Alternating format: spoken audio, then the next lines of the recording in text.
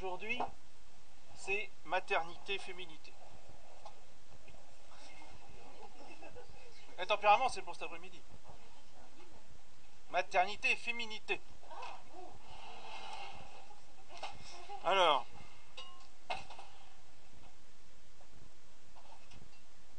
donc, comme on a vu la paternité pour les hommes, voyons la féminité, la maternité pour les femmes, afin que chacun d'entre vous prenne conscience de ce qu'il est et de ce qu'est le sexe opposé. Parce que c'est cela qui fait toute la qualité de votre vie. C'est là où réside votre bonheur. C'est nulle part ailleurs. C'est dans ce que nous sommes. Et peu importe ce que l'on a ou ce que l'on n'a pas. Ça, c'est capital de rappeler ça. On le sait, hein, mais il faut vraiment se le redire souvent. Donc, on a des diplômes. On n'a pas de diplôme. On a de l'argent ou on n'a pas d'argent. On a des biens ou on n'a pas de biens. Peu importe, ça ne rentre absolument pas en ligne de compte. Ce qui compte, c'est ce que l'on est, et non pas ce que l'on a.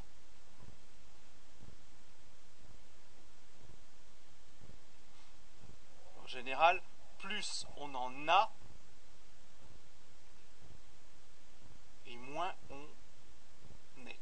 Voilà, exactement. C'est que l'être et l'avoir, en général, c'est les vases communicants. Hein. On essaie de combler justement une pauvreté d'être par beaucoup d'avoir.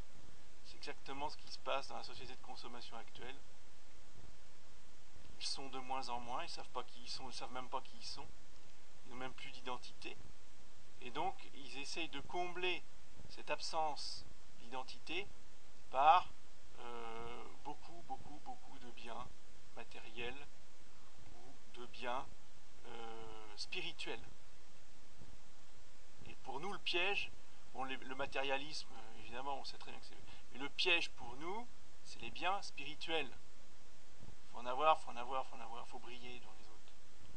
Il faut avoir.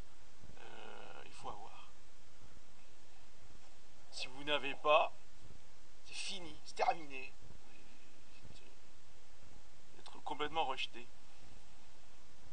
Alors que justement, l'esprit chrétien ne considère pas du tout ce qu'on a ou ce qu'on n'a pas, mais considère l'être en lui-même. Alors pour la femme, qu'est-ce qu'elle est? Eh bien, elle est mère. Alors, il y a une parole de saint Paul qui est fondamentale et en même temps un peu mystérieuse, c'est « La femme ne sera sauvée qu'en devenant mère ». Alors qu'il n'y a pas marqué nulle part que l'homme ne se sauvera qu'en devenant père. Mais pour la femme, c'est-à-dire qu'elle ne peut pas aller au ciel si elle n'est pas mère. Oui, mais à ce que je sache, il y a quand même pas mal de vierges consacrées au ciel. Et beaucoup de femmes qui ne se sont jamais mariées, évidemment, sans entrer forcément au couvent, mais qui ont vécu dans la virginité toute leur vie. Et l'Église, à ce que je sache, a toujours loué grandement la virginité. Alors, la virginité et la maternité, c'est absolument incompatible. Alors comment se fait-il que saint Paul ait pu dire qu'une femme ne peut pas aller au ciel si elle n'est pas mère? Donc vous comprenez tout de suite que cette maternité dont parle saint Paul n'est pas la maternité physique, évidemment. C'est une maternité spirituelle. Et ça, c'est extrêmement important, parce que il y a de plus en plus de femmes qui sont appelées à vivre dans la virginité. Parce que déjà au départ, on est perdant sur le plan du nombre. Alors en plus, depuis la Première Guerre mondiale, ça va de pire en pire. Et alors, ces derniers temps, c'est encore plus visible, si vous voulez. déséquilibre du nombre de femmes et du nombre d'hommes. Donc,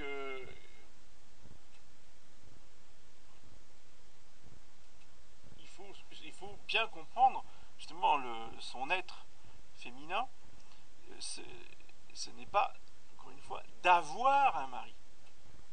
Le but, c'est pas d'avoir à tout prix un mari. Ça, on est dans l'ordre de l'avoir. Et si vous n'avez pas, alors, qu'est-ce qu'on fait? On désespère, on envoie tout promener, ou quoi, on se suicide. Non.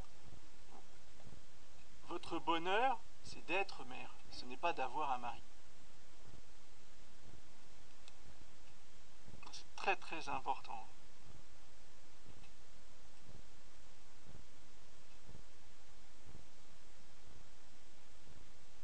Alors,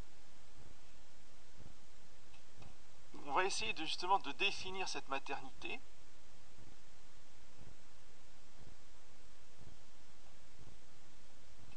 Et une définition, pour qu'elle soit complète et correcte, elle doit répondre à combien de questions? Il y a quelque chose? À 4 questions. Qui correspondent aux 4 causes: cause matérielle, cause efficiente, cause formelle et cause finale. Donc la causalité matérielle, c'est qu'est-ce que c'est que la chose, de quoi elle est faite. Causalité efficiente, c'est comment elle a été faite, par qui elle a été faite, quels sont les instruments qui ont fait la chose. Causalité formelle, c'est qu'est-ce que c'est que la chose dans sa nature, quelle est la nature de la chose. Et causalité finale, dans quel but a été faite la chose.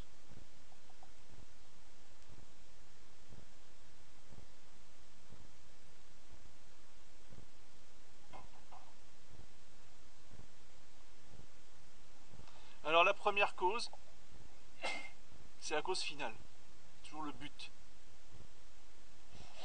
Quelle est la finalité de la femme?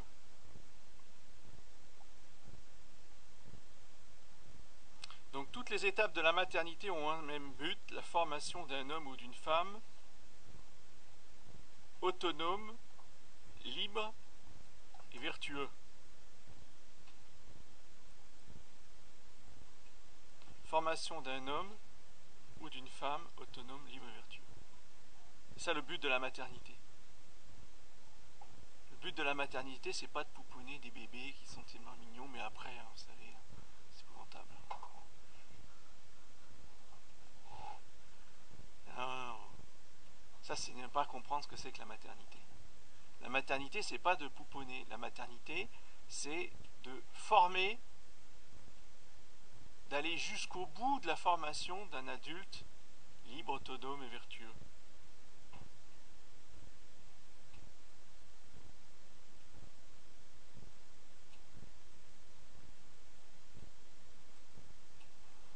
C'est le but de l'éducation. Le moyen pour arriver à ça, c'est l'éducation. Du point de vue de la fin, la maternité est la formation achevée d'un chrétien adulte. Lorsque la femme, dit notre Seigneur dans l'évangile de Saint Jean, a engendré son enfant, elle cesse aussitôt de se rappeler ses souffrances à cause de la joie qu'elle ressent parce qu'un homme est né dans le monde.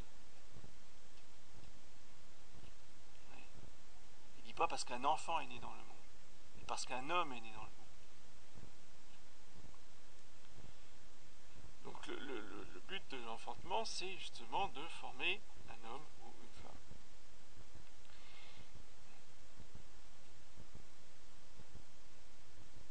Alors évidemment, sur le plan physique,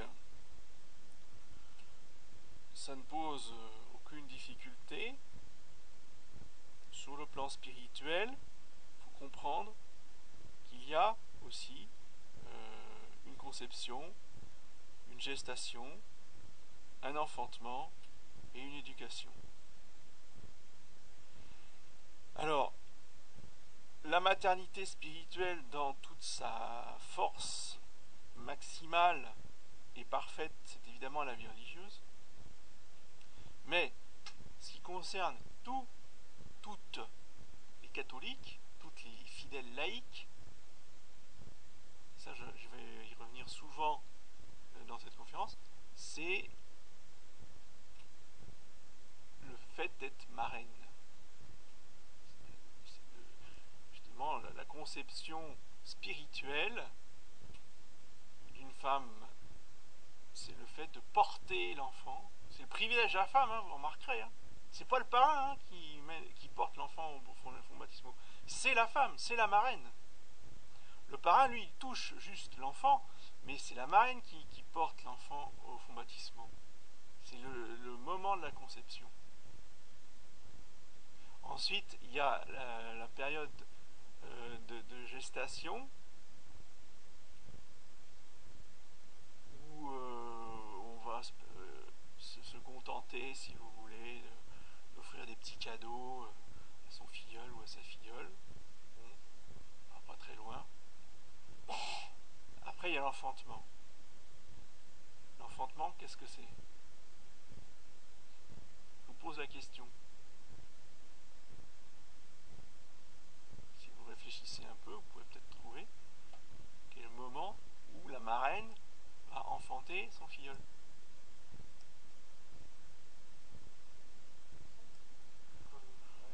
Oui. Voilà. Au moment où justement il va devenir adulte, selon l'Église, selon les lois de l'Église, où publiquement il va prêter serment de garder la foi jusqu'à la mort, vers l'âge de 12 ans. Là, je dirais, c'est l'aboutissement de toute la préparation avant, où vous aurez veillé aussi sur son éducation catholique, est-ce qu'il suit bien le catéchisme, etc. Oui, enfantement. Et après l'éducation, l'éducation, c'est de veiller sur vos filleuls pour qu'ils arrivent bien à l'âge adulte, à faire le bon choix, le bon couvent, le bon séminaire, ou la bonne épouse, le bon époux. Oui.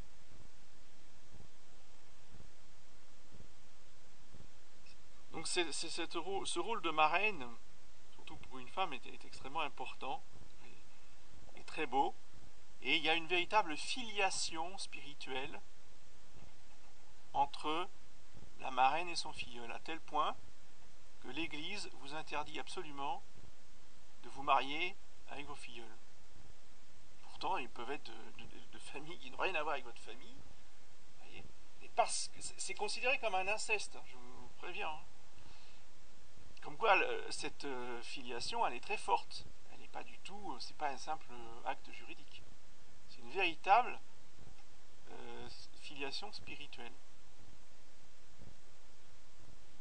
Vous voyez, ce qui donne une dimension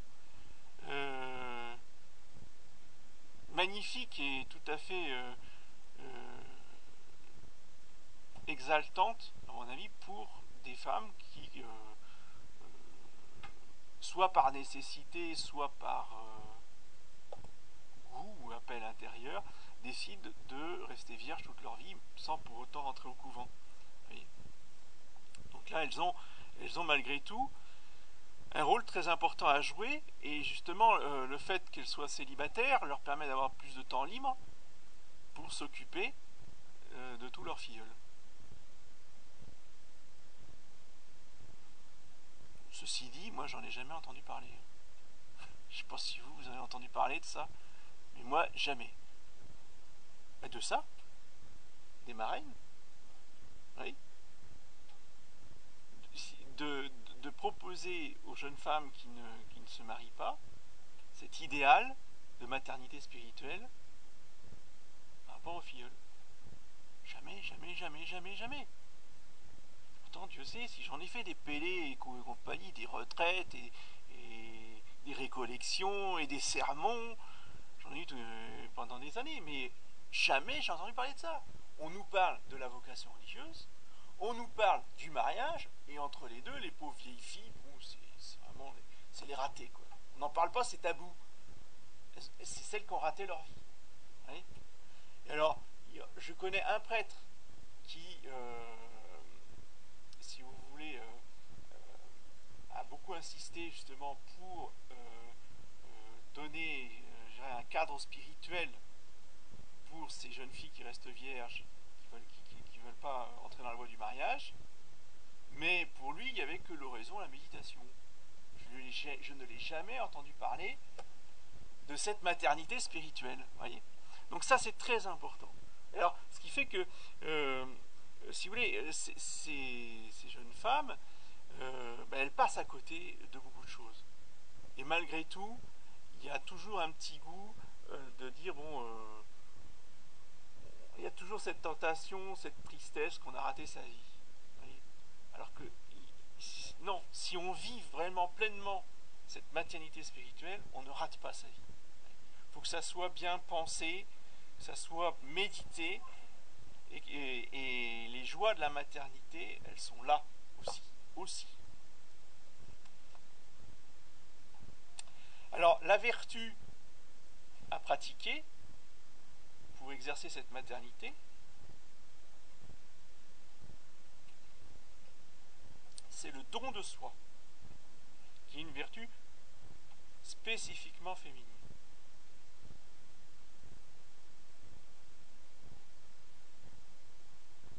Et qu'il faut cultiver très jeune, qui est évidemment à l'opposé de l'égoïsme. Et c'est la seule vertu qui vous fera admirer les hommes, et de votre mari en particulier.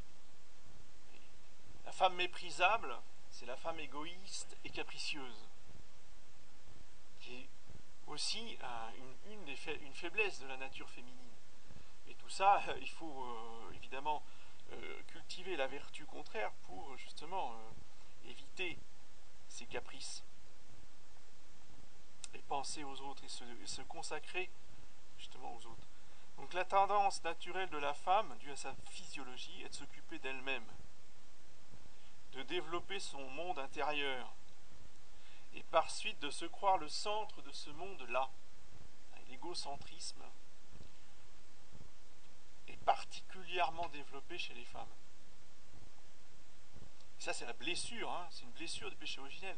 Il ne s'agit pas de se culpabiliser, et il ne s'agit pas non plus pour les hommes de tout le temps être accusateurs de cela. C'est une blessure, et une blessure, on n'y peut rien. On n'y peut absolument rien. Vous voyez ?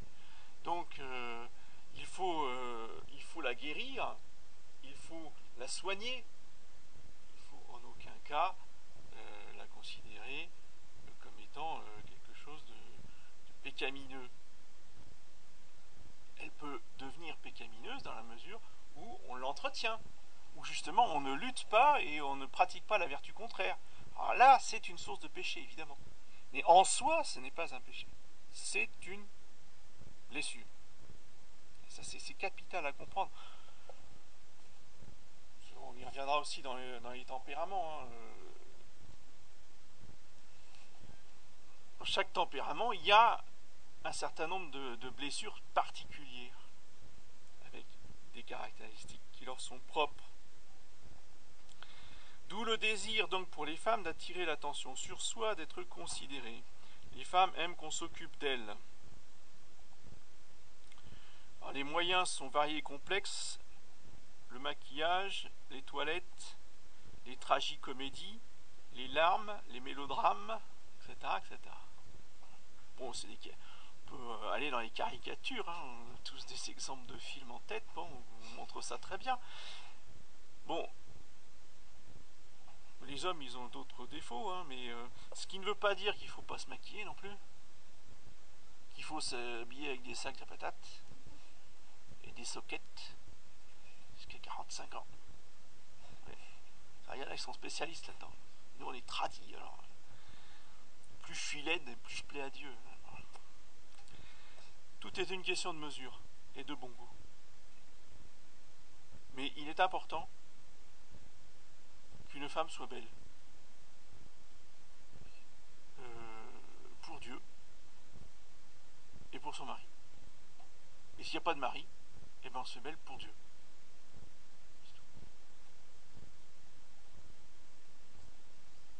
Oui, pour les enfants aussi, bien sûr.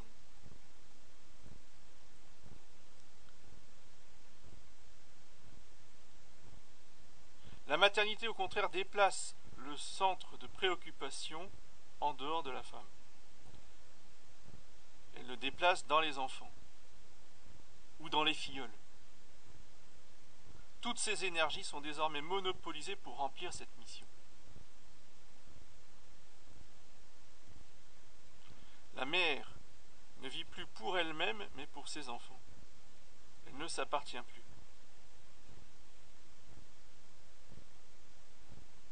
Pour se préparer à cela, la jeune fille doit se dévouer donc dans les œuvres de miséricorde.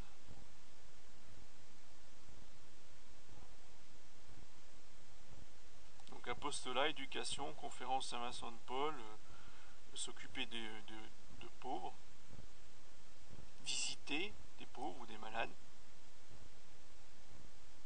Oui.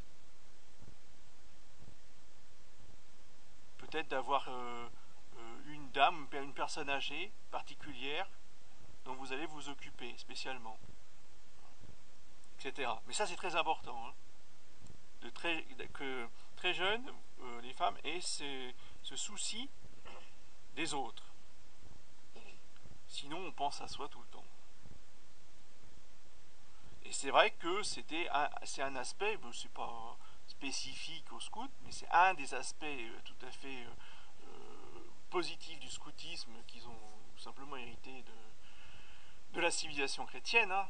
Mais cette insistance et de faire à ces jeunes filles qui sont dans les troupes un devoir de venir en aide, de faire une bonne action justement dans ce sens-là, de s'occuper de personnes comme cela, eh bien, quelque chose qu'il faut garder, qu'il faut cultiver.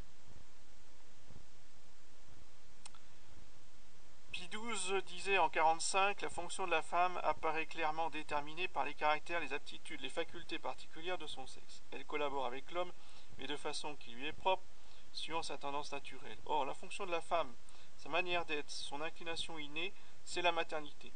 Toute femme est destinée à être mère, au sens physique du mot, ou bien dans un sens spirituel et plus élevé, mais non moins réel.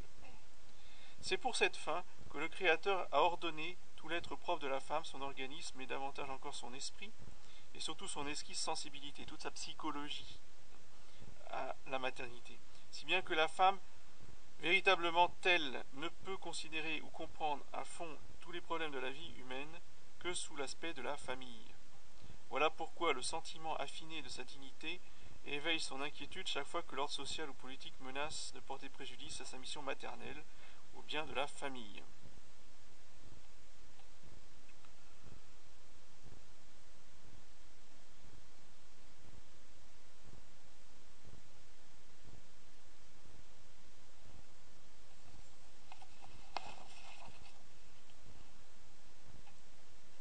Bon, est-ce que c'est clair? Est-ce qu'il y a des questions? Est-ce que j'ai été trop rapide sur un point ou sur un autre?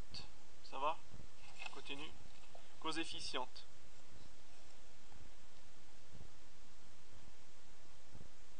Donc, qu'est-ce qui agit sur la femme pour qu'elle devienne mère? La maternité consiste dans la transmission de la vie humaine pleinement développée. Or, qui peut donner la vie si ce n'est l'auteur de la vie, c'est-à-dire Dieu? Ainsi, l'agent principal dans la maternité, c'est Dieu. Vous comprenez bien que dans l'union conjugale, c'est Dieu qui va créer l'âme. Évidemment, la vie, c'est l'âme, c'est pas le corps. Et dans la maternité spirituelle, c'est évidemment Dieu qui va faire de cet enfant un chrétien, un fils de l'Église. Et cela, ça va se réaliser dans les bras de la femme.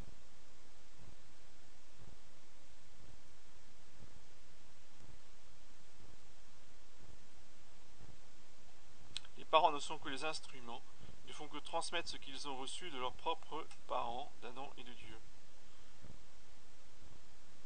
Dieu est le seul maître de la vie, lui seul peut créer. L'œuvre de la maternité est donc sacrée parce qu'elle est l'œuvre de Dieu dans la femme.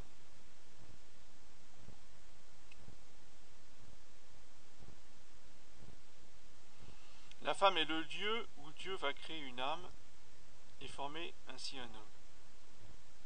Le corps de la femme est le temple où Dieu lui-même va réaliser son œuvre sacrée.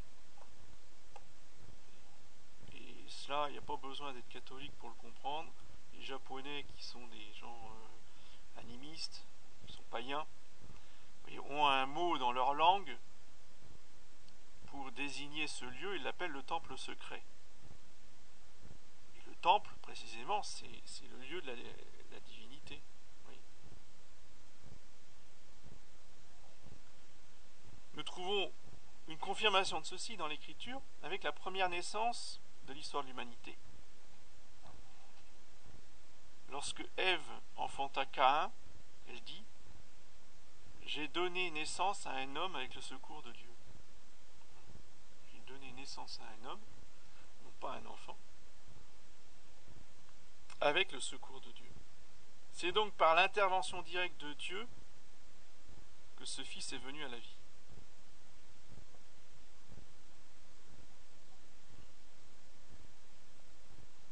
Dieu est l'auteur principal de la génération.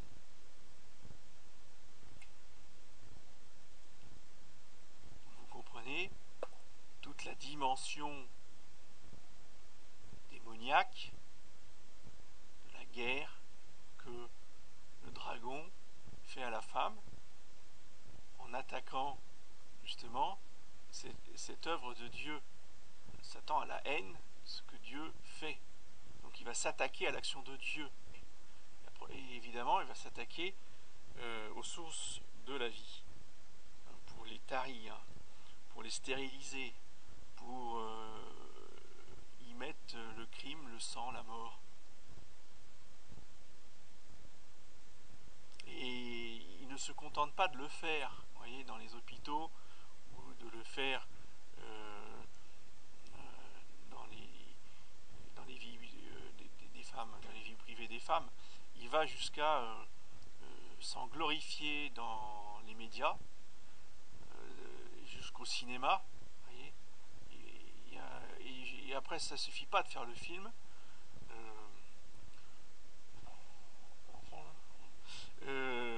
Mais je vais vous raconter quelque chose d'horrible, mais il faut...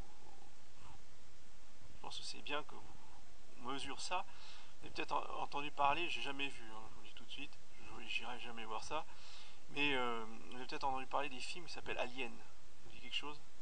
Des films de science-fiction, où l'alien c'est justement l'extraterrestre. Le réalisateur, je crois, du film habite à Bulle, à côté de Fribourg, en Suisse, dans le château de Gruyère. Gruyère, c'est une ville. Hein. Enfin, c'est une ville, c'est un village, pas une ville. C'est un petit village à côté de Fribourg, c'est là où on fabrique le gruyère. Qui n'a pas de trou, évidemment. Gruyère n'a pas de trou pour votre. C'est l'emmental qui a du trou. Bon, c'est au canard. C'était juste pour voir si vous suivez. Bon, mais dans ce château de Gruyère, il y avait l'exposition avec tout un tas de sculptures de celui qui a réalisé le film Alien. Et il y avait une sculpture absolument immonde d'un immense pistolet coupé en deux, vous voyez. Donc on voyait l'intérieur de l'arme à feu. Et dans le chargeur, devinez ce qu'il y avait. Il y avait des fœtus. Et vous voyez le symbole? C'est-à-dire que normalement, des balles qui doivent tuer, donc on y met le symbole de la vie. Vous voyez, la haine de Satan qui va jusqu'à inventer et à créer des œuvres qui ne sont pas... Enfin, c'est pas de l'art, enfin, ça se veut de l'art, mais c'est pas de l'art, c'est absolument immonde, quoi, vous voyez. Et là, on voit la haine de la vie, la haine de l'œuvre de Dieu, vous voyez, qui s'est poussée très très loin. C'est pas une histoire de confort des femmes ou pour libérer les femmes, etc. Ça, c'est la vaste blague.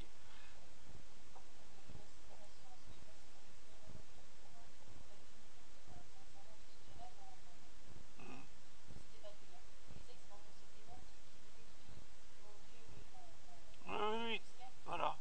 C'est que le corps, le cadavre, c'est encore trop pour lui. c'est qu'il va s'acharner même sur un cadavre. Il faut faire disparaître tout. Oui, c'est la destruction totale. Bref, donc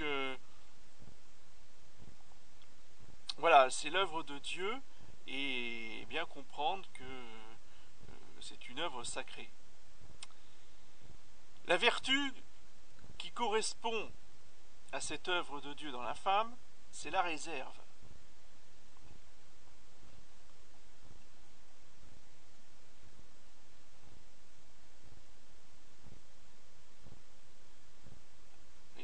Et la réserve avec le don de soi sont des vertus spécifiquement féminines.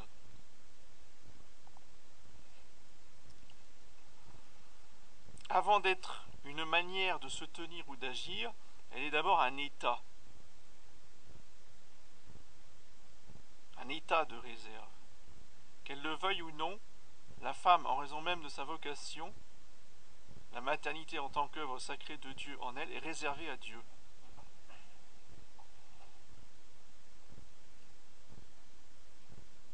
Elle est choisie par lui comme le lieu de son activité créatrice, ce fait établit entre elle et Dieu des relations uniques et spécifiques.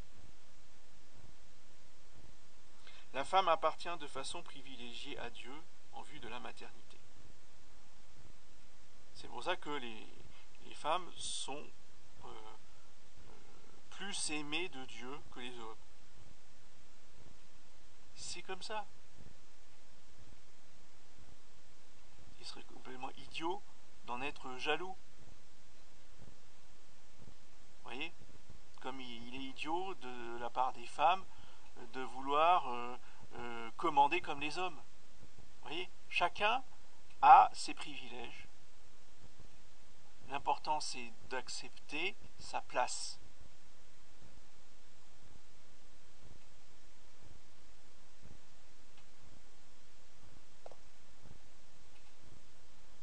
Et cette préférence de Dieu pour les femmes, si vous voulez, doit être aussi pour les hommes source d'admiration.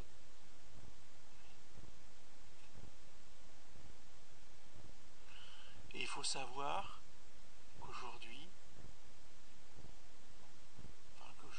que ces derniers siècles, si y a quelqu'un qu'on n'admire pas, ce sont les femmes. Spécialement dans les séminaires. Faut le savoir, hein. Faut le savoir. C'est l'héritage. Pourquoi c'est comme ça? Pourquoi les prêtres sont comme ça? C'est parce que, tout simplement, à la maison, ils ont vécu petits garçons dans des familles où les hommes méprisaient les femmes. C'est tout. Et ça, c'est très concret ce que je vous dis là. Je vais aller plus loin. J'avais un grand-oncle prêtre, donc le frère de mon grand-père, qui ne supportait pas les femmes. Mais à un tel point, c'est qu'il les méprisait ouvertement, systématiquement, et je dirais sans aucune retenue. Et toute ma mère et toutes mes tantes en ont été traumatisées à vie, elles en parlent encore. Il n'y avait que pour les garçons, et quand ils s'enquéraient des naissances, ils demandaient tout de suite: est-ce que c'est un garçon? Ah non, c'est une fille. Ils ne voulaient même pas savoir le prénom.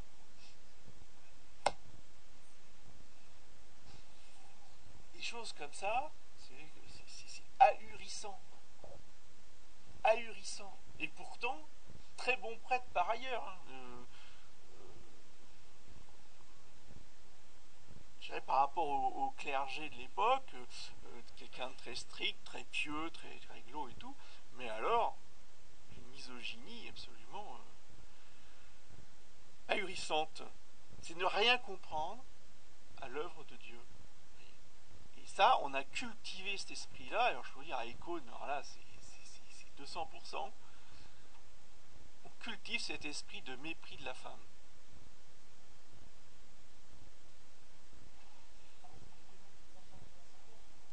Oui, bien sûr. Bien sûr, bien sûr. Bien sûr. Donc, faut pas s'étonner après que le bon Dieu, il se fâche et qu'il y ait des châtiments qui tombent et puis que l'autre, il aille serrer la main à Ratzinger, tout, c'est normal. Hein. Tant qu'on ne reviendra pas à l'évangile, à l'esprit du Seigneur Jésus, si vous voulez, ça ira de plus en plus mal. Dans les familles, dans les séminaires et dans les couvents. C'est pas Dieu qui doit s'adapter, c'est à nous de revenir vers Dieu. Bien. Dans le mariage, le mari est auprès de sa femme l'instrument de l'autorité, de la protection et de l'amour de Dieu pour elle. Cette réserve, ces relations privilégiées avec Dieu sont plus profondes encore dans la maternité spirituelle, qui est encore plus maternité parce qu'elle est plus réservée. La réserve est plus grande pour Dieu, donc la maternité est plus grande, plus puissante, plus étendue. Cet état de réserve s'alimente et se manifeste par une réserve dans l'agir et le maintien. Elle s'appelle alors modestie, humilité, silence, mesure dans les gestes et dans les paroles.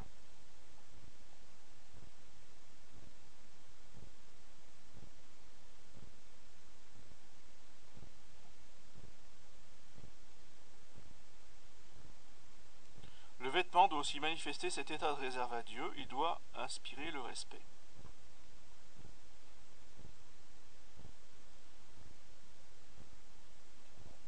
D'où l'importance, encore une fois, pour le démon, de dénuder les femmes afin qu'elles ne soient pas respectées. Afin que, justement, eh bien, elles se traînent elles-mêmes dans la boue. Et alors après, elles vont pleurer parce qu'elles sont battues, parce qu'elles sont maltraitées, parce que machin, parce que... C'est normal. Normal.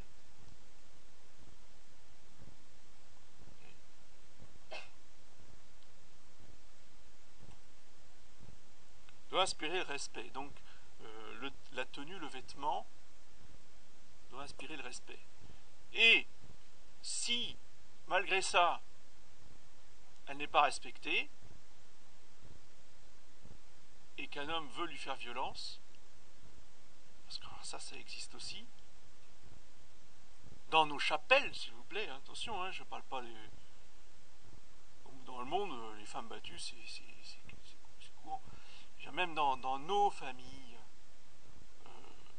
il faut imposer le respect, sans hésiter.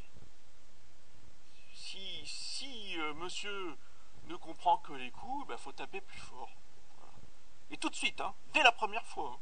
Et après, vous aurez une paix royale.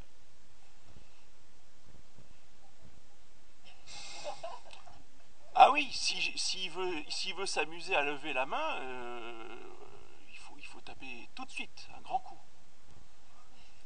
J'ai encore l'exemple de ma tante, qui est très très... C'est ma marraine, pour ça, donc relation particulière avec elle. Mais son mari, donc ça je vous parle, il y a longtemps avant le concile. Donc son mari a osé lever la main sur elle au début de leur mariage. Le pauvre inconscient, il a fait ça dans la cuisine. Il s'est pris une poêle à travers la tronche, ce qui lui a ouvert complètement l'arcade sourcilière. Je vais vous dire, il n'a jamais réessayé une deuxième fois. Jamais. Tout est rentré dans l'ordre. Il n'y a que comme ça que ça marche. Et c'est dès la première fois.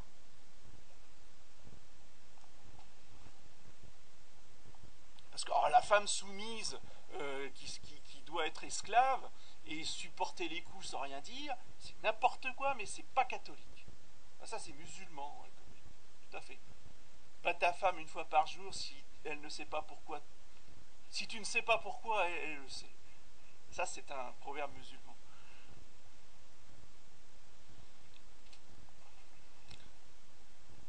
Oui, non, mais c'est très important. Vous voyez, cet esprit-là, c'est vrai pour tout. Ce que je vous dis là, parce que il y a un discours criminel de certains prêtres ou de certains catholiques qui voudraient que les hommes aient tous les droits que les femmes, eh bien, elles se taisent, elles obéissent, elles sont soumises, elles doivent accepter. Pas du tout. Ouais, pas du tout. Et si monsieur fait n'importe quoi, si monsieur a des mœurs scandaleuses, est ivrogne, mais même sans parler même sans être ivrogne, et se permet d'inviter des gens qui ont des conversations immorales, etc., la femme a le droit de taper un grand coup de poing sur la table. C'est tu arrêtes, ou sinon, je dégage. Autre exemple concret, hein. Mais vous êtes le premier prêtre à dire ça. Oui, mais je vous le dis, vous faites. Parce que les autres prêtres, ah non, surtout, vous acceptez, vous offrez, vous priez, n'importe quoi.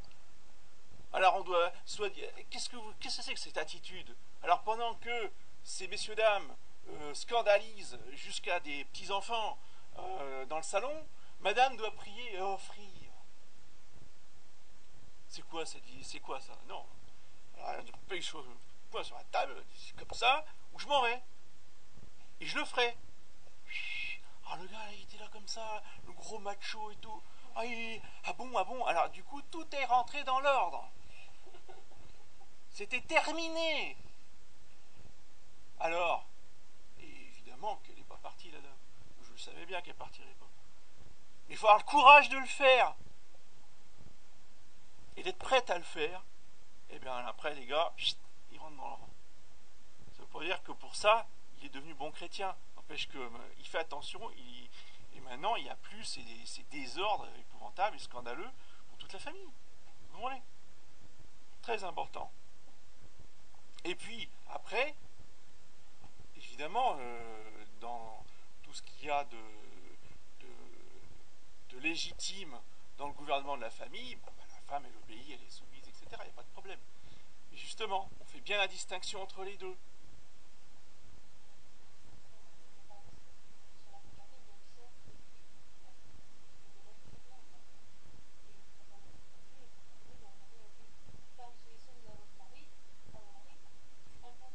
Voilà.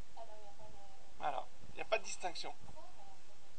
Ah oui, oui, mais c'est interprété par la majorité comme étant vous devez tout accepter. Non, non, non et non. On n'accepte pas tout. Vous voyez?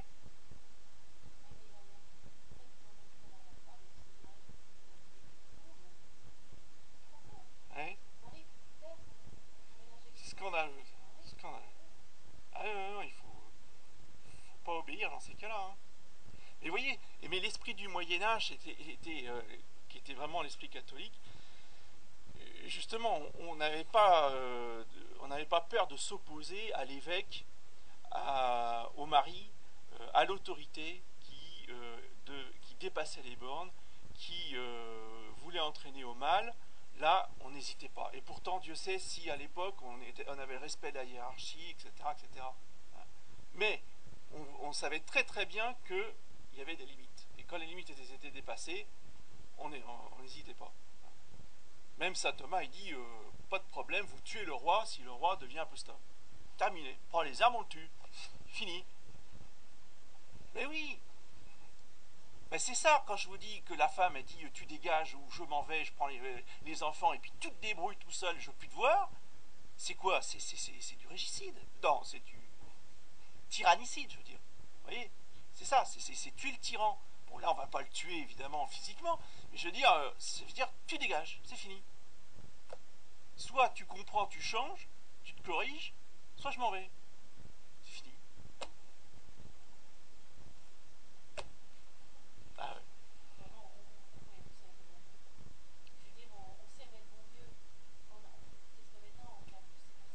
Mmh. Bah oui, je sais bien. Mais justement, il faut reprendre cet esprit catholique. Et c'est ça qui porte du fruit, et c'est ça qui est bien, et c'est ça qui est efficace. Vous voyez? Cette force-là.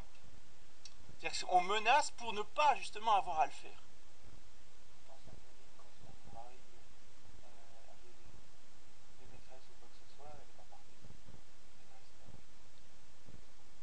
Attendez, de quoi vous parlez là? Sainte Monique. Sainte Monique. Oui.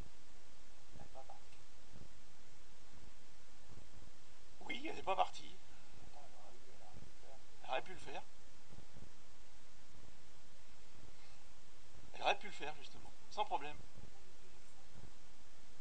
Oui, mais justement, on n'est pas forcément sain, nous. Hein. Mais en tout cas, peut-être qu'elle a vu que ça aurait fait plus de mal que de bien. et voilà, après, il y a des circonstances. Il faut tenir compte des circonstances. Mais je veux dire, parce qu'on n'a pas forcément, elle est compensée par la puissance de sa prière aussi. Hein. Vous voyez ce que je veux dire? Tout le monde n'a pas la puissance de prière de Sainte Monique. Donc, dans le cadre normal, parce que je veux dire, les saints ne sont pas normaux. Il faut bien comprendre ça, dans le sens que la norme, enfin, les saints ils sont normaux, dans le sens c'est la norme de la nature humaine parfaite. Mais ils ne sont pas dans la norme blessés, malades, si vous voulez, de l'humanité. C'est des gens exceptionnels, c'est des gens qui ont reçu des grâces exceptionnelles. Donc on est tous appelés à les suivre, mais on n'en est pas là, vous comprenez? Et donc, ça reste des exceptions, c'est ça que je veux dire. Les saints, les grands saints, qui vont à l'héroïcité des vertus, restent des exceptions. La règle, c'est que il faut je dirais, mettre un terme, un holà, au scandale, à la perversion dans la famille. Oui.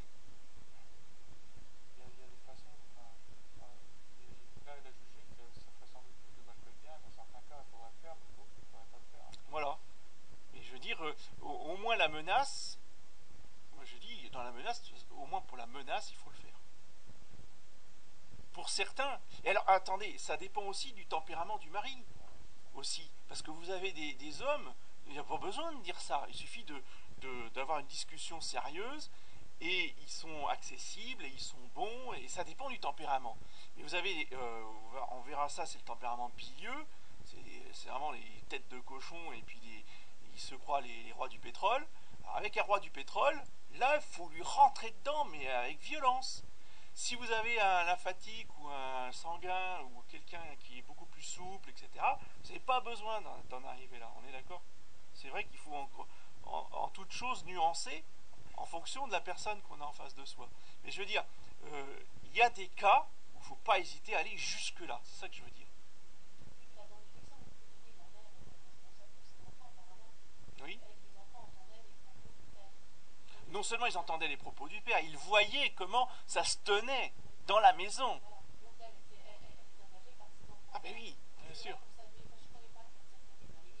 Il y a une différence de ce point de vue-là. Enfin, il y a un scandale dans un cas, et dans l'autre, c'est une affaire entre elle et son mari. Voilà, alors, ah voilà, ben voilà, c'est ça qu'il faut dire. C'est que s'il n'y a pas d'enfant, là c'est complètement différent. Parce que la femme, elle peut très bien assumer, elle souffre, c'est sûr que c'est terrible, mais je veux dire, en soi, il y a pas de, elle n'est pas scandalisée dans le sens, elle n'est pas entraînée. Au contraire, ça la révulse, ça la répulse, elle est au contraire horrifiée de ce qui se passe. Mais je veux dire, bon, là, c'est différent. Mais le problème, ce sont les enfants, surtout les petits enfants. Vous voyez, s'ils sont pervertis complètement par le père, là, il faut à cause d'eux, il faut faire ce qu'il faut. Oui, voilà. La réponse, elle est là, exactement. Est-ce qu'elle doit réagir devant les enfants ou pas? Bien sûr. Ah, bien sûr. Si ça fait devant les enfants, elle doit réagir devant les enfants. Si c'est pas fait devant les enfants, surtout pas. Et si c'est fait devant eux, elle doit réparer, justement.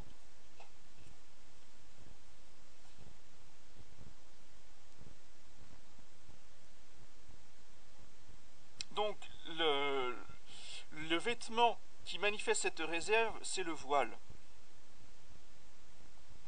La réserve est la raison principale du voile, spécialement à l'Église, Dieu privilégié la rencontre avec Dieu.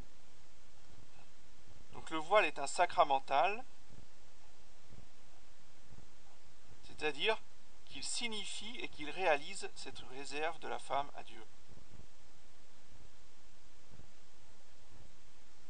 Oui, enfin, il n'y a pas que les musulmans, hein. Toutes les civilisations traditionnelles, les femmes se voilent. Hein. Oui, bien sûr. Et encore maintenant, hein, toutes les Portugaises, elles ont un voile noir sur la tête. Hein. Les Grecs aussi. Hein. Les pays méditerranéens, et autrefois autochtones, c'était ça aussi. Hein. Dans les civilisations traditionnelles, les femmes sont voilées. Voiler un objet, c'est le dérober au regard humain.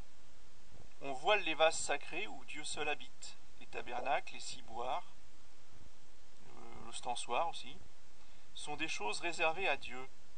Le voile manifeste aussi la présence de Dieu. Donc le conopé et le pavillon, le conopé c'est le voile qui est sur le tabernacle et le pavillon c'est le voile qui est sur le ciboire, ne se mettent que lorsqu'il y a la présence réelle.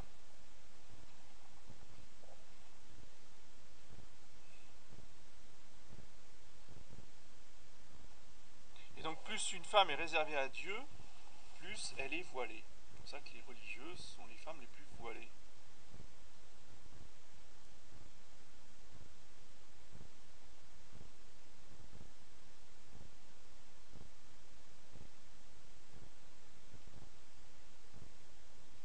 Et si on comprenait mieux cette réalité-là, eh bien, il y aurait plus de femmes qui seraient voilées à l'église.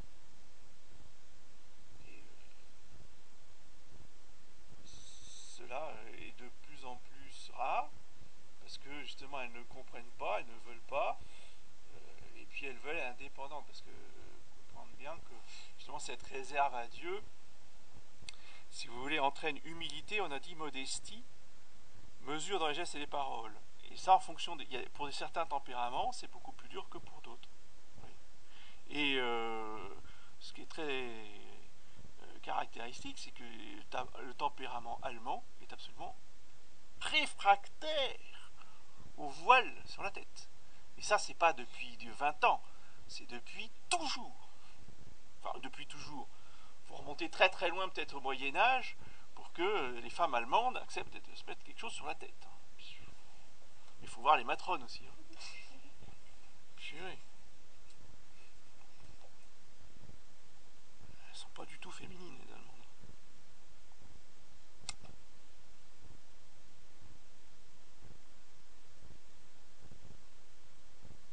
Mais oui, mais oui. Et justement, le tempérament méditerranéen, vous voyez,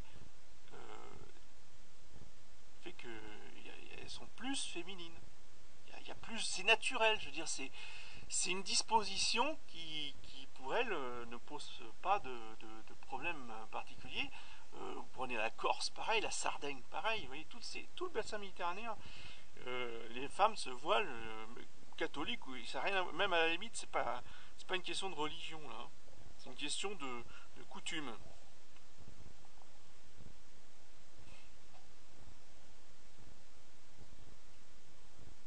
La cause formelle maintenant de la maternité. La maternité a pour but la transmission de la vie humaine, un homme vertueux et autonome. Cette vie est l'œuvre de Dieu dans le corps de la femme et établit des relations privilégiées entre Dieu et la femme. La question est de quelle nature sont ces relations. On a dit qu'elle était privilégiée, mais de quelle nature est ce privilège? L'agent principal de la maternité, on l'a dit, c'est Dieu.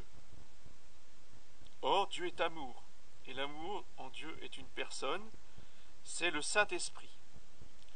Et le Saint-Esprit, on l'appelle dans le credo le vivificateur. Vivificantem, vivificateur.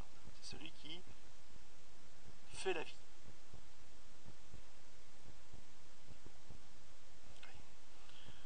La vie sur terre est faite par le Saint-Esprit qui planait sur les eaux au commencement du monde pour les féconder. Donc c'est toujours le Saint-Esprit qui est aussi sur les eaux de la femme pour fabriquer le petit homme.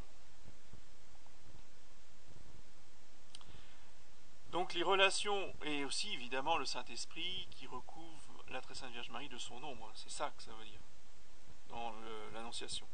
Donc les relations entre Dieu et la femme sont des relations d'amour, et la maternité est une œuvre d'amour. Quand Dieu donne la vie, ce ne peut être que par amour, par son Saint-Esprit.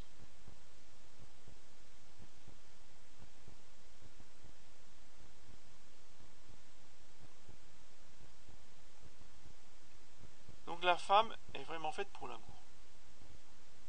Beaucoup plus que l'homme. L'homme, il est fait pour la raison.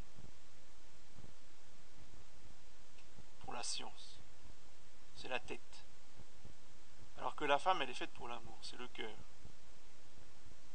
C'est vrai, il y a une très belle expression, le sacerdoce du cœur, c'est ça. Et pourquoi? Parce que toute femme est prêtre. Tout laïc est prêtre. Alors c'est pas le sacerdoce ministériel du sacrement de l'ordre. Mais n'oubliez pas que Saint Pierre nous dit que nous sommes un peuple de rois et un peuple de prêtres. Parce que pour participer au saint sacrifice de la messe, il faut être prêtre. Ceux qui ne sont pas prêtres, ils restent dehors. Alors aujourd'hui, c'est tellement... on est devenu tellement libéral et puis on a rabaissé tellement la religion à la terre, que n'importe qui peut venir à la messe. C'est comme ça. Mais c'est assez récent. Au départ, quand les évêques et les papes étaient proches de la naissance de notre Seigneur, et qu'ils avaient justement ce sens beaucoup plus aigu des mystères de notre religion, eh bien, quand la messe commençait, tout le monde sortait. Ceux qui n'étaient pas prêts, ils dégageaient. La messe, elle commence, la messe en tant que telle, elle commence quand? À l'offertoire, exactement. Et donc tous ceux qui restent pour offrir justement le saint-sacrifice de la messe sont prêtres par leur baptême, par le caractère du baptême. Et donc ce sacerdoce laïque, ce sacerdoce débaptisé, pour soyons précis, le sacerdoce du baptême, chez la femme, sera le sacerdoce de l'amour, le sacerdoce du cœur. Et cela doit être bien compris par les hommes et doit nourrir leur respect. Et la maternité, c'est le fruit de l'union de deux amours. L'amour d'un père qui désire et aime l'enfant qui sera conçu, et l'amour d'une mère pour ce même enfant. Mais ça, c'est pas courant, hein. C'est très rare. L'amour de la mère pour cet enfant, c'est quasiment automatique, mais de moins en moins. Parce que les femmes aujourd'hui ont perdu le sens maternel. Donc même les femmes n'aiment plus leur enfant. Mais autrefois, c'était obligé. Quand on n'était pas dégénéré, les femmes avaient automatiquement cet amour pour l'enfant. Bon, alors les hommes,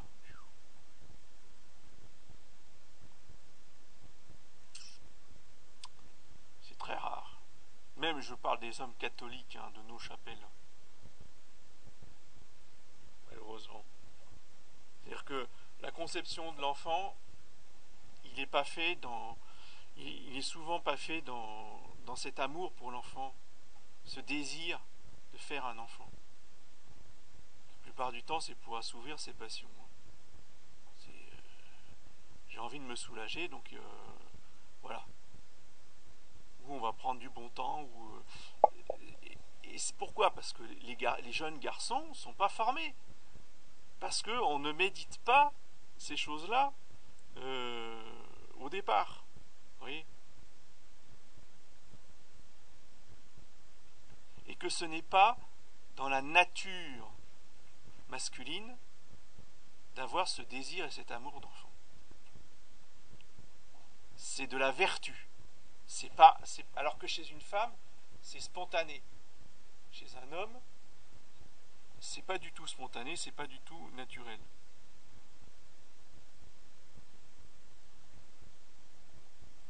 Cet amour est unique et unifiant. Le Saint-Esprit, dans son amour pour l'enfant à qui il va donner la vie, s'unit à l'amour du Père et de la Mère. C'est l'union de deux amours. D'où l'importance de prier le Saint-Esprit, vous voyez, avant.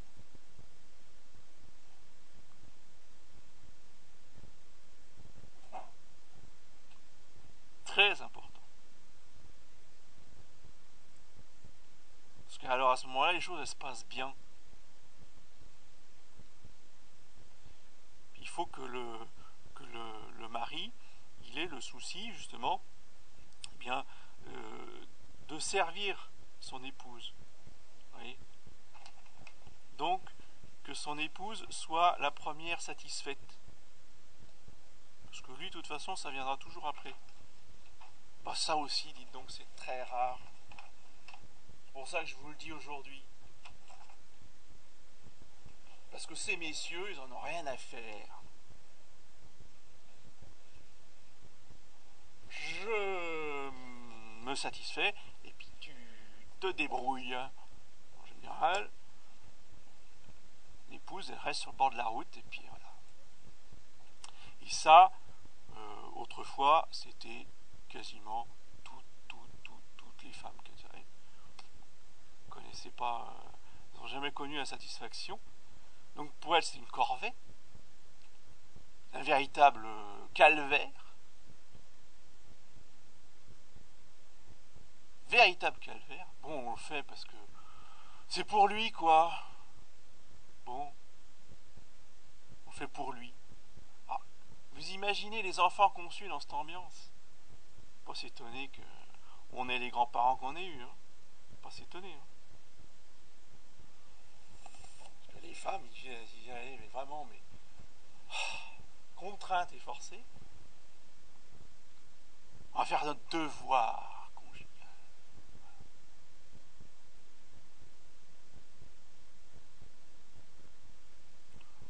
On prie pas avant. On fait pas ça dans un esprit surnaturel. C'est pas de la charité. Et alors après, ça pourrit toute la journée. Ça pourrit toute la semaine, ça pourrit tout le mois, ça pourrit toute la vie. Ça nourrit les conflits sans arrêt parce que à ce moment-là, la femme, elle se venge. Elle fait payer cher cette insatisfaction. J'allais dire, comme ça, c'est pas bien, hein, mais c'est compréhensible. Et c'est de la faute des maris. Donc à faire bien leur boulot et avoir cette charité. Voyez. Et à avoir justement à faire les choses de façon ordonnée, surnaturelle, en priant, en collaboration avec le Saint-Esprit. Ça change tout, ça. Ça change absolument tout. Ça, j'allais dire, ça transfigure tout. Et là, c'est vraiment le bonheur. Parce que ça doit être un des moments les plus intenses de bonheur.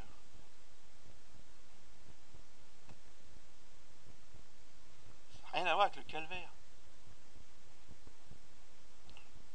Bon, vous ne pouvez pas aller jouer dehors, là, on n'en a plus que pour un quart d'heure. C'est pas long. Voici.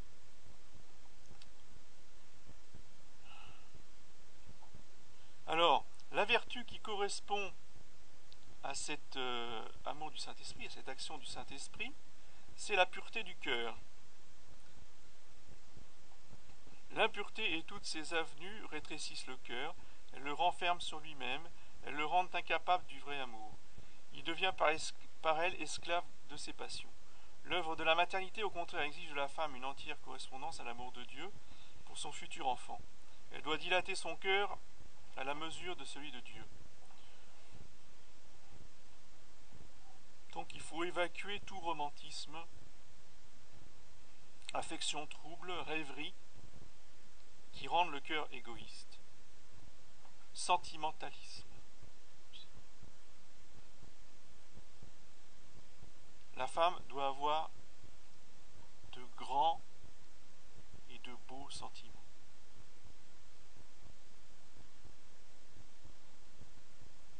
Le sentimentalisme, c'est rabaisser le sentiment à des choses basses et viles, à des mensonges et à des illusions. Ça, les romans, ou le romantisme, c'est des illusions et des mensonges. Les sentiments de la femme doivent se nourrir de vérité et de charité.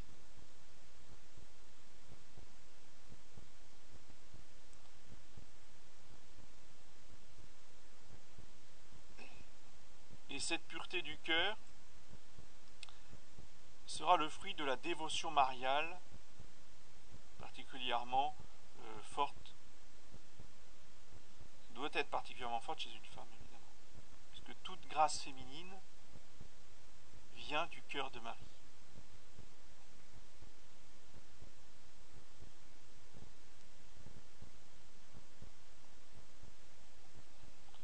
La cause matérielle de la maternité, nous voulons dire par là les différentes œuvres, les conditions dans lesquelles doit se réaliser la maternité, par exemple la grossesse, l'enfantement, l'allaitement, l'éducation, le soin du ménage, l'obéissance au mari, etc. Toutes les circonstances. Donc là, c'est pour la maternité physique, mais pour la maternité spirituelle, eh bien, ça sera justement trouver du temps pour s'occuper de ses filleuls, savoir se consacrer à eux, leur consacrer du temps pour s'en occuper, pour parler avec eux, et pas uniquement se préoccuper de sa petite vie à soi.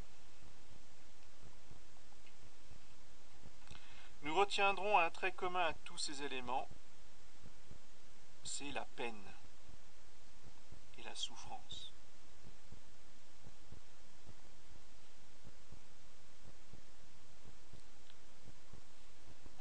Et là aussi, c'est le lot particulier des femmes, qui souffrent beaucoup plus que les hommes.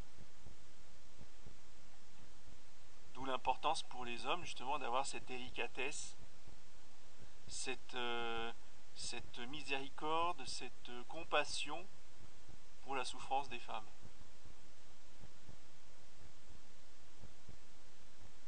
Parce que la souffrance féminine va bien au-delà des simples souffrances, des douleurs de l'enfantement. Ça, c'est ce qui est le plus visible, le plus voyant.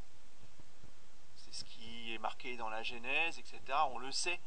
Mais les peines et les souffrances, ça va bien au-delà.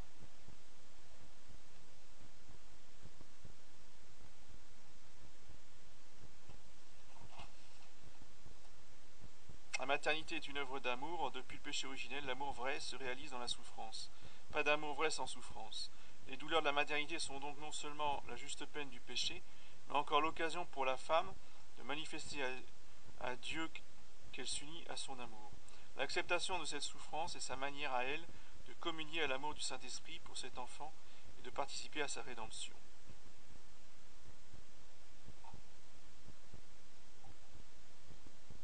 Et c'est particulièrement vrai, évidemment, quand la femme perd son enfant. Ce qui est très courant, les fausses couches, ça arrive malheureusement, c'est dommage, mais c'est comme ça, mais c'est très douloureux et c'est la femme qui souffre le plus de cela.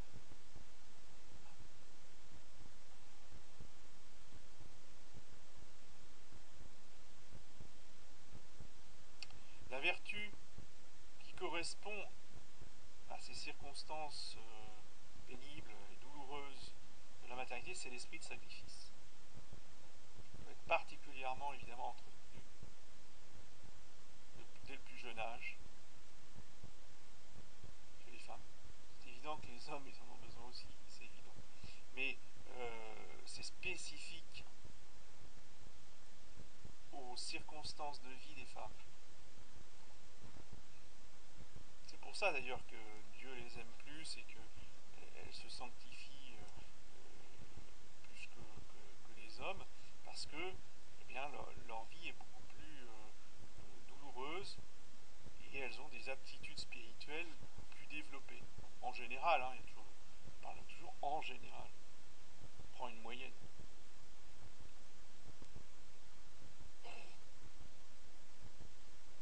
Il ne faut pas se bercer d'illusions. Toute femme, puisqu'elle doit être mère, aura beaucoup à souffrir.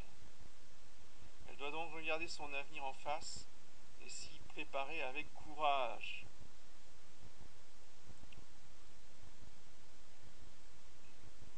Le courage est aussi une vertu à développer chez les femmes. Une femme qui n'est pas courageuse, eh bien, ne saura pas faire face à ces épreuves.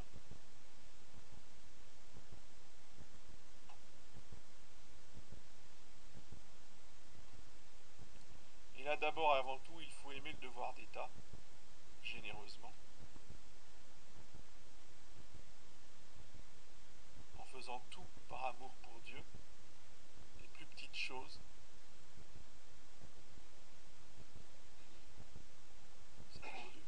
C'est pour Dieu qu'on le fait.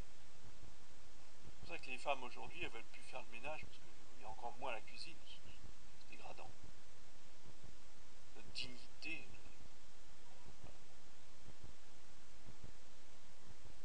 C'est n'importe quoi.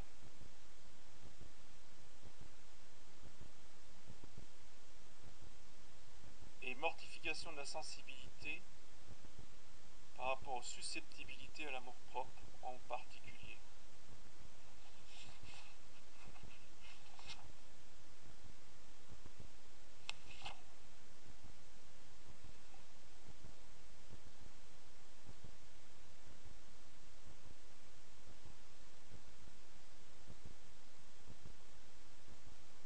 Comme elle est plus sensible, donc forcément, les contrariétés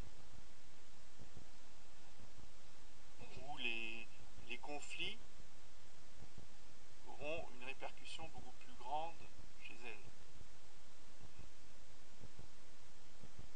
D'où l'effort que la volonté doit faire pour surmonter, maîtriser cette sensibilité.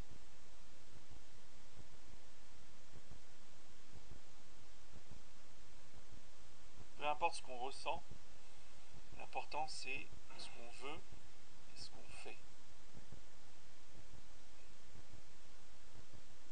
Si on tient trop compte de sa sensibilité, comme elle est très vibrante, cette sensibilité féminine, eh bien ça met tout par terre.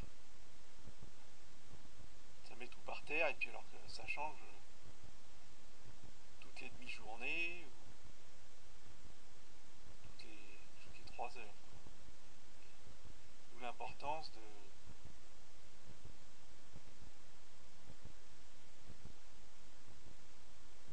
de vivre le plus possible dans la sérénité, vous voyez, malgré les tempêtes qu'il peut y avoir dans la sensibilité, le plus vite possible, apprendre à se rétablir dans la paix.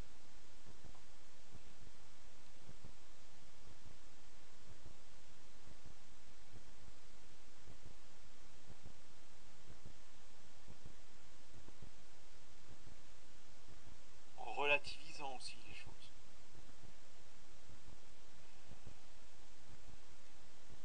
Une épreuve n'est pas forcément un drame ou un cataclysme. Mais c'est vrai que la souffrance provoquée peut être grande. Mais c'est pas la peine d'en rajouter. Vous voyez, quand il y a une grande épreuve, justement, eh bien, ce n'est pas la peine de l'amplifier intérieurement par tout un tas de considérations négatives, pessimistes et dramatiques. Oui. Et c'est justement quand il y a une épreuve, quand il y a une souffrance, quand il y a une grande, c'est là où il faut à tout prix chercher où se trouve le positif, où est le bien.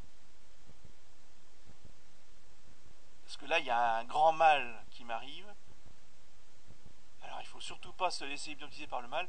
Vite, vite, vite, je cherche où est le bien dans la situation, dans la personne, et on se raccroche à ce bien. C'est pas de l'optimisme, ça. C'est de la bienveillance. C'est tout autre chose. L'optimiste, il vit d'illusions. Il se raconte des histoires pour se remonter le moral.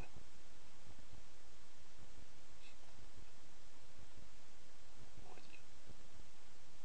Enfin, c'est une caricature d'optimiste, bien sûr. Mais déjà, le chrétien, c'est le vrai optimiste. C'est celui qui, justement, qui dans toute situation, va rechercher le bien et l'exploiter. Oui, notre situation à nous, elle est dramatique, dans la situation de l'Église que nous vivons là. Mais malgré tout, il y a du bien. Et notre situation, elle a du bon. Et ce bien-là, il faut l'exploiter.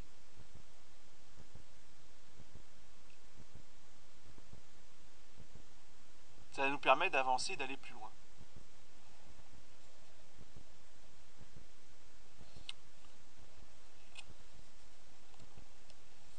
Bon, je vais terminer par la lecture d'un texte d'une dame dont je vous recommande vivement les écrits. Elle s'appelle Marie Gourville. Bon, c'est une dame professionnelle de la pédagogie, très intéressante, qui a une très bonne philosophie thomiste, qui malheureusement est complètement libérale, avec Fraternité Saint-Pierre.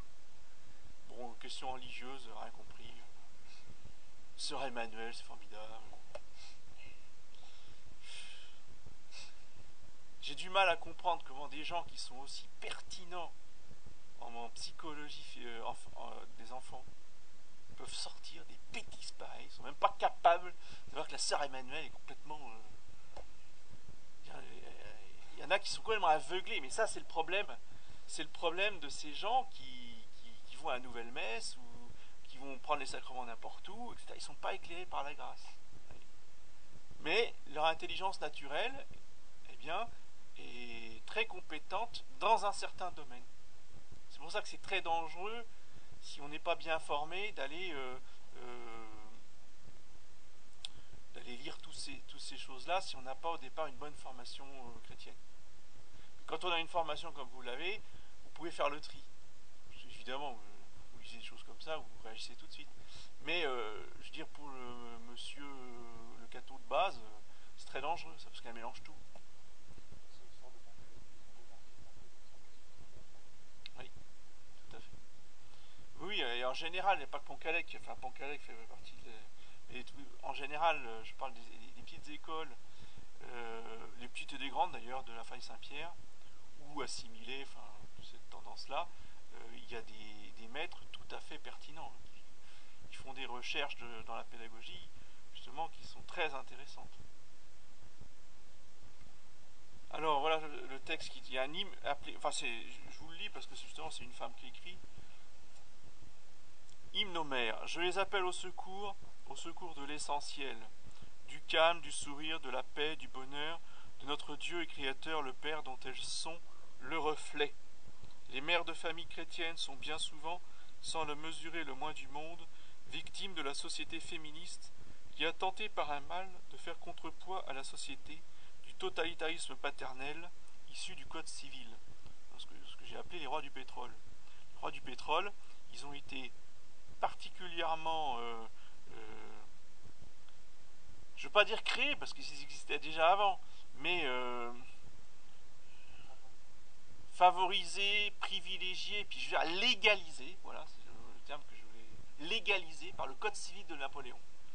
Ce code civil de Napoléon est absolument abominable, c'est vraiment la destruction de la famille catholique et de la société catholique. Les femmes veulent bien se consacrer aux enfants, mais elles croient que ce beau désir repose sur une compétence nouvelle accordée aux mères par un créateur compatissant pour nos inquiétudes du lendemain, nos manques de confiance et nos pertes de boussole. Certes, il compatit, je n'en doute pas, mais comme il nous a donné les moyens de nous tirer d'affaire, de toutes ces affaires obsédantes, tout seul, il ne prend pas la place de sa créature. Il l'aide seulement à retrouver sa boussole. Je crois qu'il y a dans cette conviction des mamans que leur vocation est finalement fort proche de celle de l'esclave antique, un sophisme des plus préjudiciables.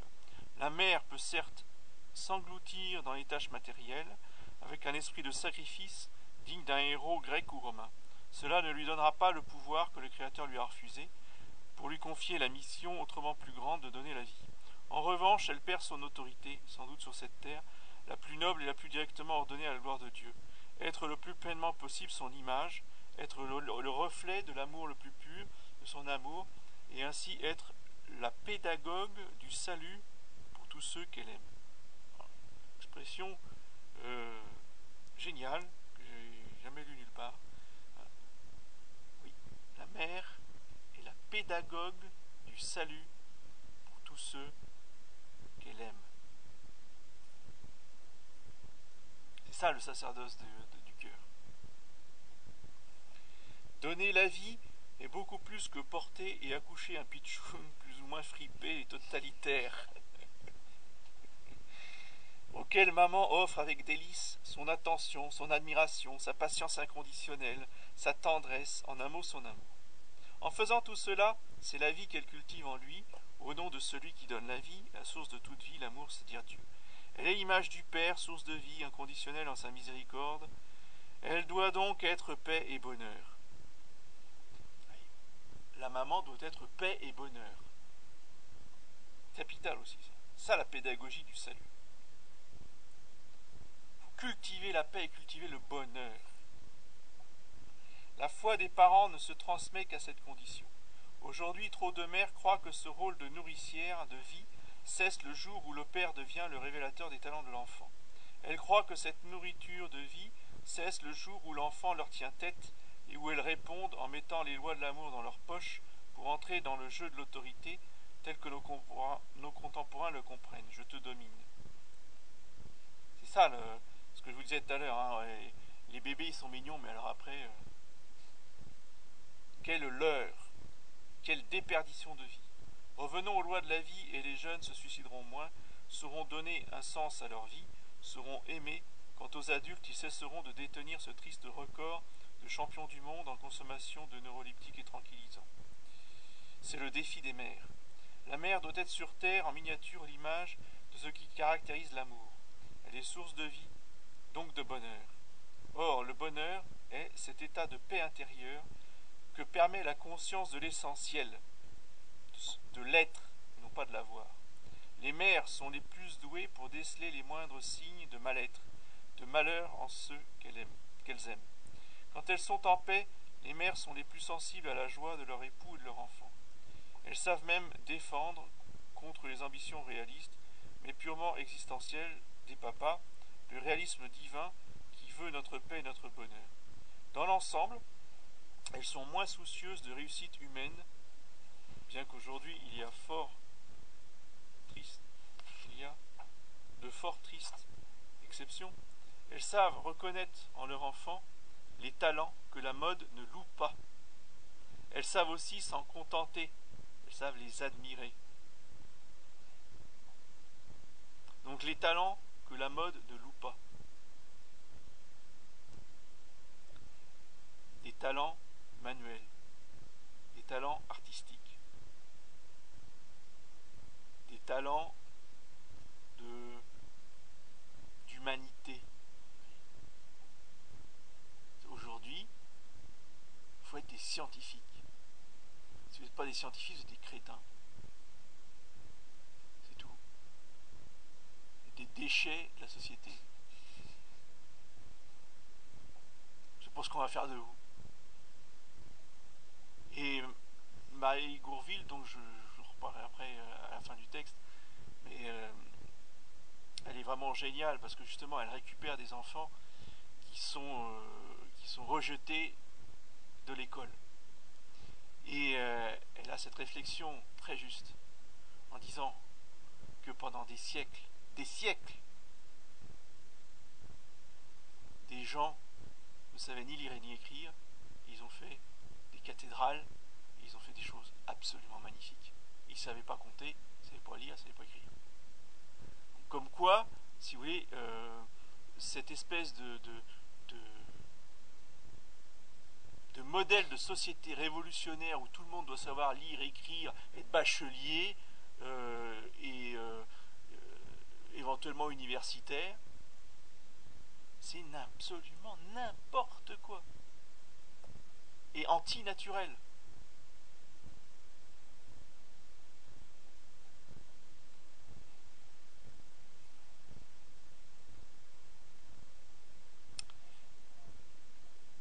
Oui, et puis ils font pas bien leur métier, c'est pour ça que la société marche pas du tout. Parce que justement, les gens sont pas du tout à leur place. Et justement, cela suppose, donc continue Marie Gourville, qu'elles ne piétinent pas ce talent d'amour qui discerne le bien et le juste en leur enfant. Cela suppose qu'elles ne se laissent pas envahir par la cacophonie de la société qui fonde nos ambitions sur d'illusoires besoins. Ah, les journaux féminins. Le cataclysme. Moi, je lis que les titres. Quand je vais chez le médecin ou chez le garagiste aussi, il y a tout un tas de... C'est à hurler, hein, de bêtises. Alors, je sais pas ce qu'il y a dedans, mais alors... c'est à fuir, à fuir.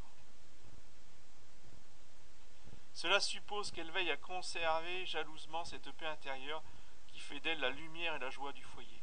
Cela suppose aussi qu'elle se tienne au courant des délires du monde et se nourrisse de connaissances régénératrices.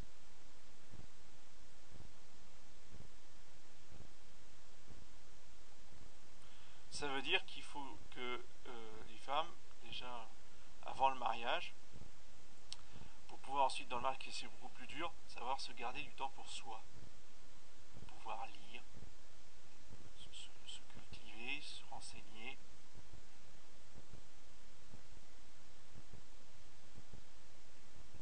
Et avoir une activité inutile en soi, mais utile pour vous, dont la seule utilité, c'est de vous détendre, de vous donner de la joie. Alors pour certaines femmes, ça sera de la peinture sur soi, pour d'autres, ça sera, je sais pas moi, une activité artistique quelconque, oui, un instrument ou quelque chose, qui n'a évidemment, c'est pas ça qui va faire avancer votre ménage, on est bien d'accord. Mais c'est ça qui va vous permettre de faire votre ménage plus vite. C'est ça qui va vous permettre ensuite d'être plus attentif aux enfants, d'être plus efficace avec les enfants. Et pour ça, il faut savoir s'arrêter 1 heure ou 2. Pour dire, alors ça, les mères de famille qui font ça, elles sont pas nombreuses. Ça peut être du sport, hein, ça peut être n'importe quoi. J'en connais une, elle a... je sais plus combien ils sont, ils doivent être 9 enfants. L'aîné, il doit avoir 10 ans, quelque chose comme ça. Madame va faire du judo avec son mari, toutes les semaines. Ah, j'ai trouvé ça génial. Tous les deux, ils sont mignons. Bon, c'est la grand-mère qui va les garder et eux, ils vont se faire leur séance de judo. Du karaté, pardon. C'est pas du judo, c'est du karaté. Mais, et alors, si vous voulez, c'est une femme très féminine, hein, je peux vous le dire. Puis donc, de nos chapelles, de Nakoum, là, donc tout à fait dans nos pensées, j'ai trouvé ça extraordinaire comme équilibre, hein, voyez. Pour elle, comme pour son mari, d'avoir compris qu'ils avaient besoin de ça, et ça c'est génial. C'est vraiment là, vous trouvez l'harmonie après dans le couple, ça fait vraiment des couples solides, ça. Cela suppose, continue Marie Gouvet, aussi qu'elle se tienne au courant donc des délires du monde et se nourrisse des connaissances génératrices. Cela suppose qu'elle passe beaucoup de temps à prier plutôt que de faire des devoirs ou s'éreinter en soucis ménagers qui doivent rester des moyens.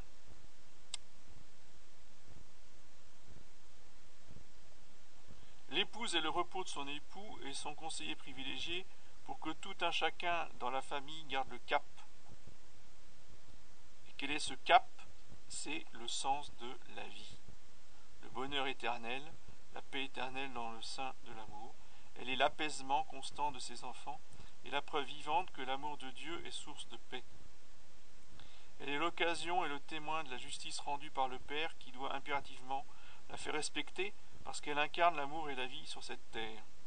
Mais elle n'est respectable que si elle respecte sa vocation, un témoin d'amour dans la fidélité et la miséricorde, un appel à la vie à laquelle cet exemple d'amour donne un sens, une source d'amour et de paix pour tous ceux qui l'approchent.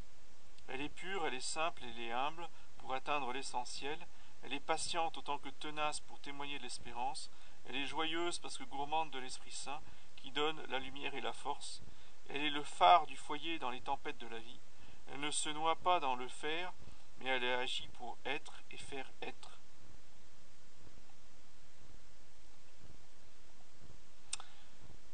Et quand la femme va mal, tout le monde va mal. Et quand la femme va bien, tout le monde va bien. En cette vocation sublime s'enracine son autorité, celle dont Marie fait preuve au pied de la croix, puis au Cénacle, celle des mères des saints, qui sont saintes aussi de les avoir nourries de vie et de vie surnaturelle.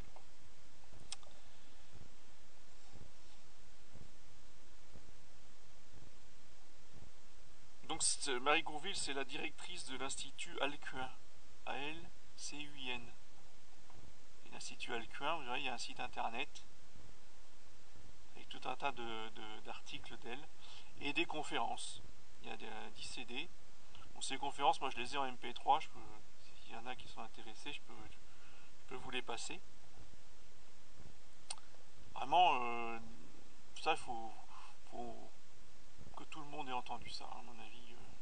C'est indispensable dans la formation de futurs parents de connaître ces réflexions. Sinon, vous avez des livres de Marcel Clément qui sont aussi très intéressants. Ça s'appelle La femme et sa vocation et La joie d'aimer aux nouvelles éditions latines. La joie d'aimer, la femme et sa vocation de Marcel Clément. Bon, lui aussi, hein, c'est un... Je crois qu'il est mort maintenant. Au plan religieux, il n'avait pas compris grand-chose, pauvre homme.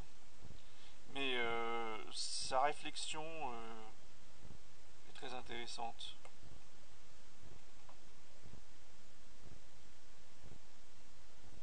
Et puis vous avez aussi l'autre volet du Père Jean-Dominique, d'Ève à Marie, la mère chrétienne.